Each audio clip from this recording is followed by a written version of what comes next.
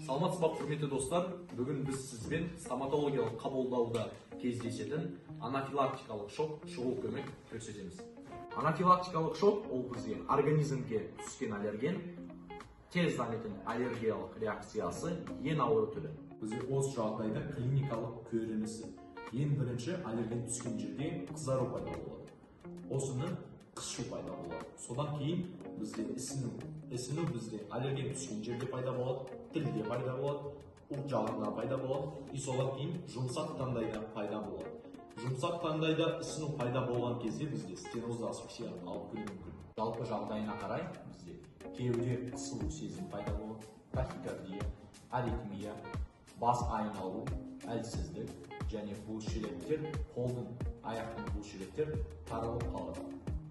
Шұғыл көмек бірінші кезеңі процедурадан тоқтату, жедел жәрдем шақыру. Қысып тұрған киімдері босатамыз. Терезе ашамыз. Бірінші 1% адреналин 0,5 мл бұлшелетке саламыз. Содан кейін екі қолына вена функция жасап, бір қолына физраствор, екінші қолына глюкоза саламыз.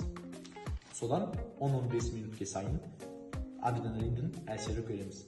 Әсер болмаса 0,1% адреналин физрастворға қосамыз. Содан кейін дексаметазон 2 ампула 8 мл физрастворға қосады. Содан кейін 2% 4 мл супрастин көк тамырға салады. Содан кейін 2 ампула 10 мл эуфилин көк тамырға салады. Асфиксия болған жағдайда трахеостома жасады. Назарларыңызға рахмет. Сіздермен болған Стом 401.